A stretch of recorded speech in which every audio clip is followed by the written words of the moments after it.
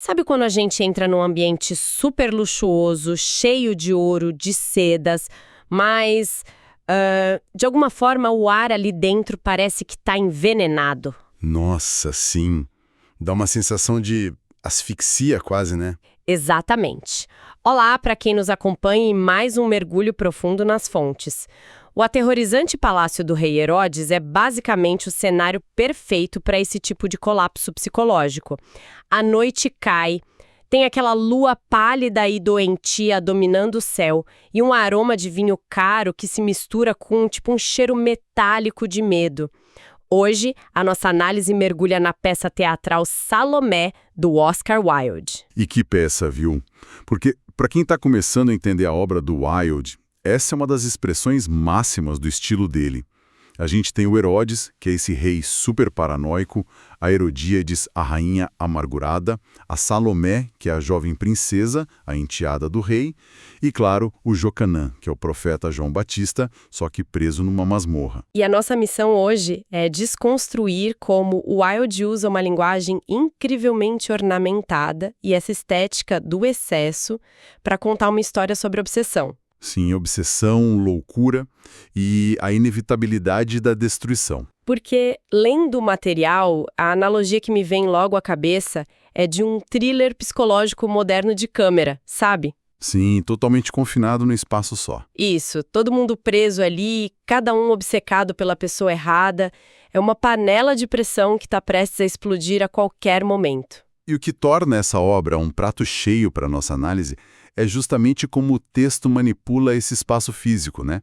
Porque o confinamento dita as regras do jogo. O palco que o Wilde desenha, ele é literalmente dividido de uma maneira vertical. Ah, o terraço lá em cima e a cisterna lá embaixo. Exato. No alto você tem um enorme terraço, onde o banquete do Herodes está rolando. É um espaço de luzes estridentes, ostentação material pura, um barulho ensurdecedor. E logo abaixo desse caos festivo, contrastando de uma forma bem brutal mesmo, tem a antiga cisterna escura, que é a prisão do profeta. É um abismo literal e simbólico ali, né? Com certeza, o ambiente físico já estabelece logo de cara que existe uma distância intransponível entre o mundo material lá de cima e o espiritual lá embaixo. E o que me chama a atenção nem é a ação em si, mas a armadilha psicológica que esse espaço representa. Estão todos ali presos no terraço, o que só amplifica as neuroses. E pairando sobre tudo isso, a gente tem a figura da Lua, que, lendo o material, não parece só um satélite natural ou uma escolha de iluminação para o palco. Não, de jeito nenhum. A Lua na peça é um elemento central. Ela funciona quase como um teste de Rorschach macabro, né? O jovem capitão Sírio olha para ela e vê uma princesinha inocente com pés de prata. Já o pajem da Heroídes, que é mais sombrio, enxerga uma mulher morta buscando uma mortalha. E o Herodes vê uma mulher louca e nua, cambaleando em busca de amantes. O que os personagens veem no céu é, na verdade, o reflexo das próprias falhas fatais deles. Olha, é exatamente isso. Revela muito sobre como a projeção psicológica opera no texto. A tragédia se anuncia logo nas primeiras falas, porque ninguém está interagindo com a realidade de fato. Eles estão respondendo aos próprios delírios. A lua é só um espelho passivo, sabe? O espelho da loucura de cada um. Sim. Quando Herodes vê essa mulher nua e descontrolada, a natureza grotesca dessa visão expõe o estado mental podre dele mesmo. Mas, peraí, eu questiono um pouco essa leitura do Herodes. Tipo, essa visão de uma mulher nua é genuinamente luxúria desenfreada ou é só um velho patético e aterrorizado pela própria perda de controle?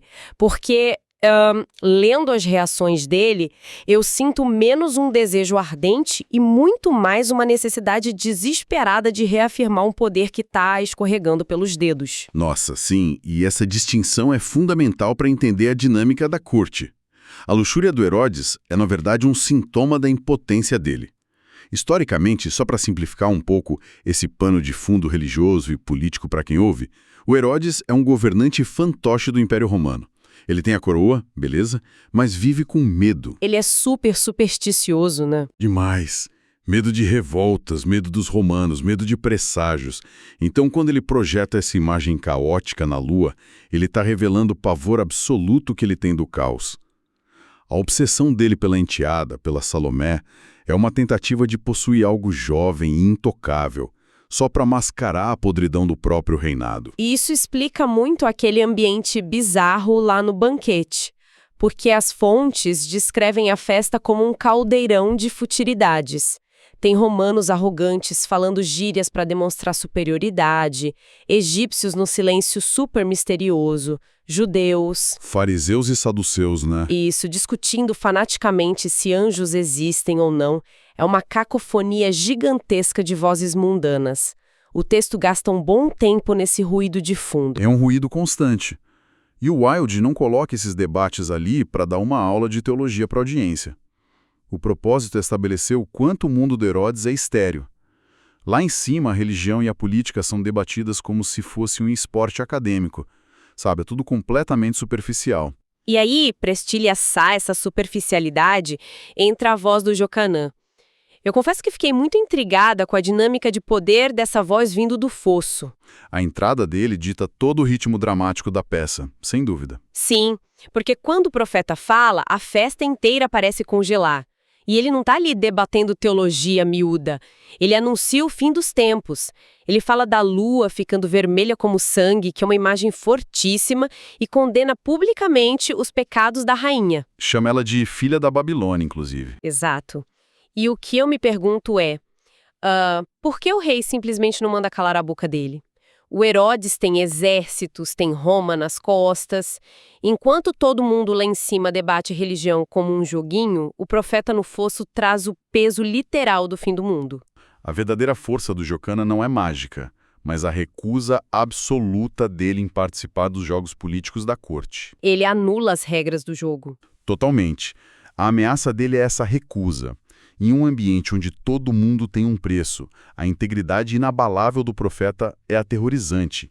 Ela lembra para o Herodes o tempo todo de que existe uma autoridade muito maior que a coroa dele. O silêncio da convicção contra o barulho do desespero. E é justamente essa postura inabalável que atrai o olhar da Salomé, que é tipo a figura mais perigosa ali.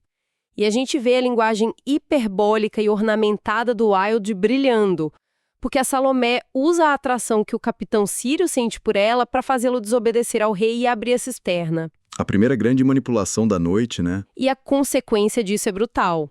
O capitão entra em desespero vendo ela desejar o profeta e, corta a própria garganta na frente dela. E a Salomé sequer pisca.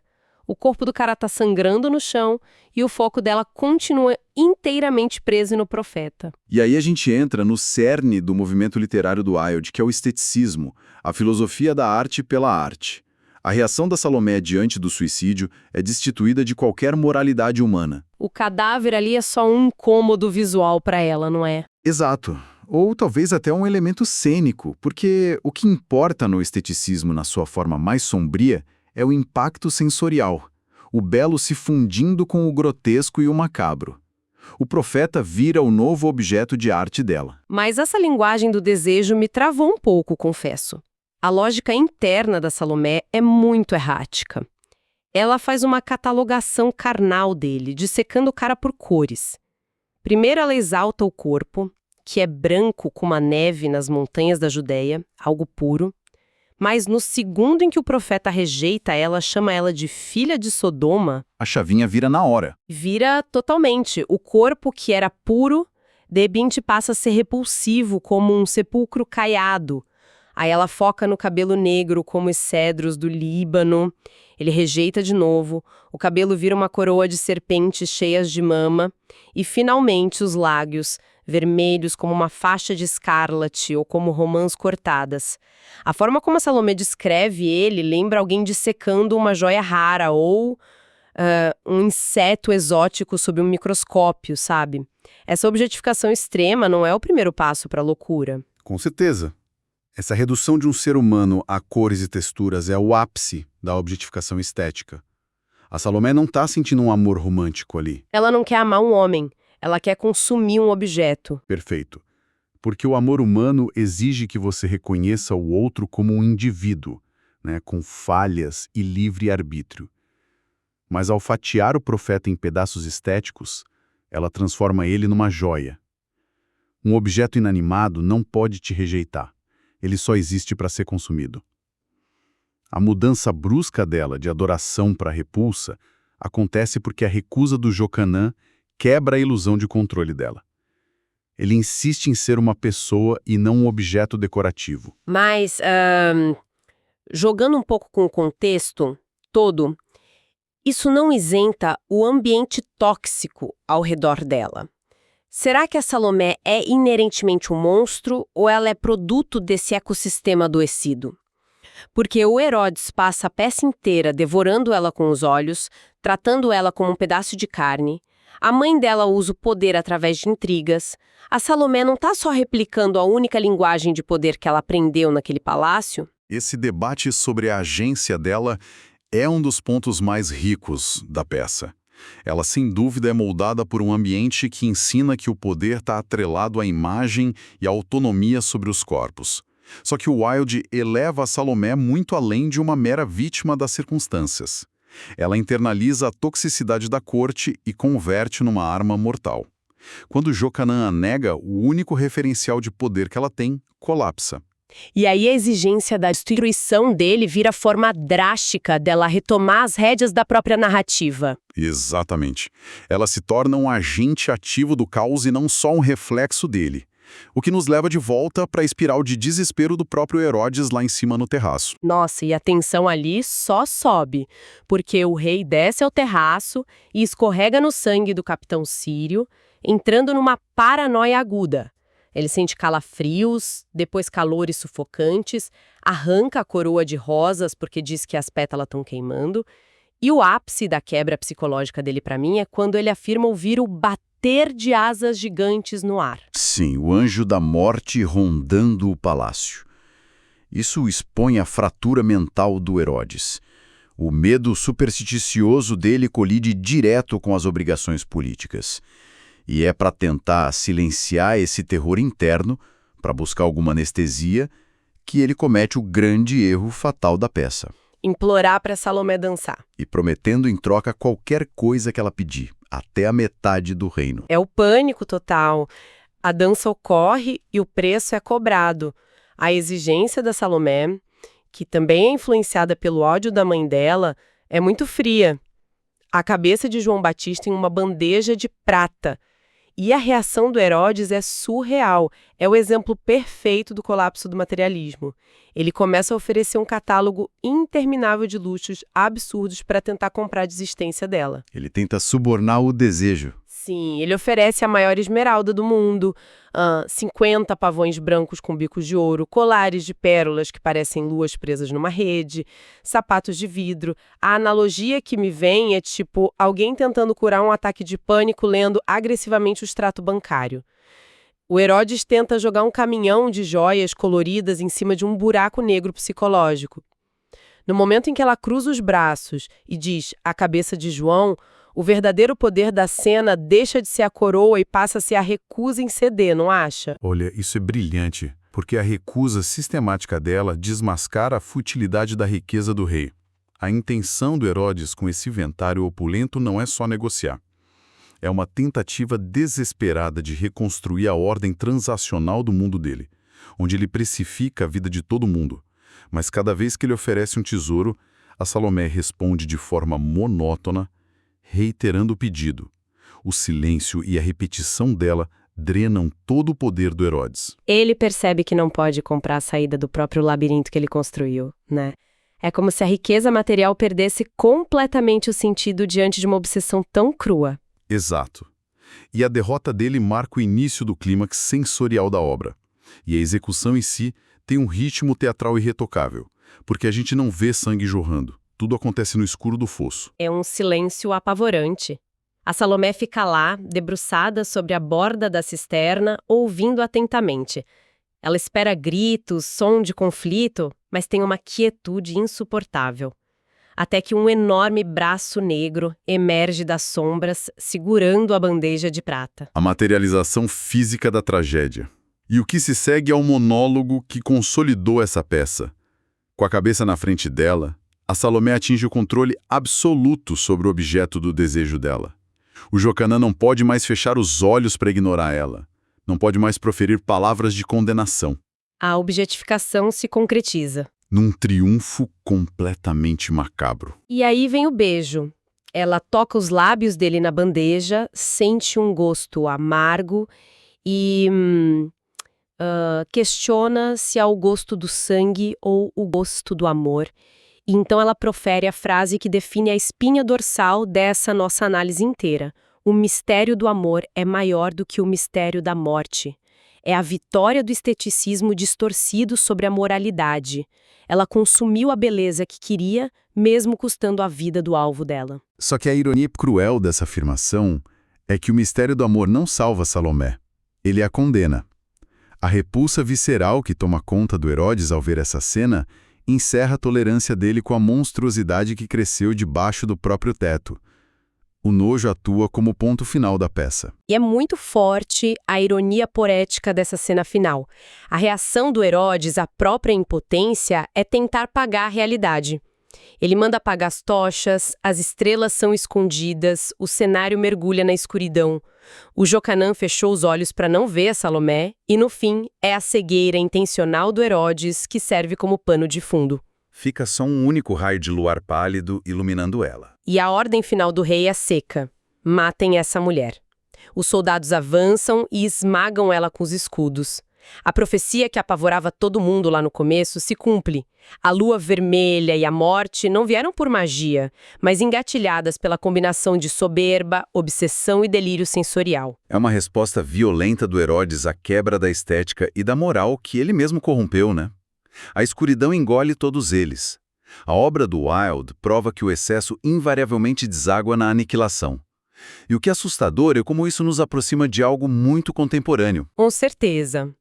Porque a desconexão entre a humanidade real do profeta e essa imagem fracionada que a Salomé construiu reflete uma dinâmica de hoje. Reduzir uma pessoa inteira a fragmentos estéticos ou imagens que nos servem é uma forma de violência muito eficiente. A destruição ocorre ali porque o valor do outro é medido só por aquilo que pode ser consumido. A peça nos força a olhar para uma sociedade onde as trocas humanas viraram aquisições estéticas, onde a recusa em participar dessa superficialidade atrai uma retaliação letal. Fica uma reflexão pesada para quem nos acompanha. Em uma era tão visual, tão governada por aparências curadas e pela necessidade de validar o ego, consumindo a imagem do outro, a dinâmica daquele palácio de Herodes não parece nada distante. A grande provocação que fica é: quem são as Salomés de hoje exigindo cabeças em bandejas de prata só para saciar o próprio ego estético? E, talvez mais importante, onde estão os profetas aprisionados, punidos simplesmente por se recusarem de servir de espelho para a loucura de uma época? O mergulho nessas sombras antigas dá ferramentas muito afiadas para a gente dissecar o presente. Muito obrigada pela companhia nessa imersão profunda e até o próximo encontro.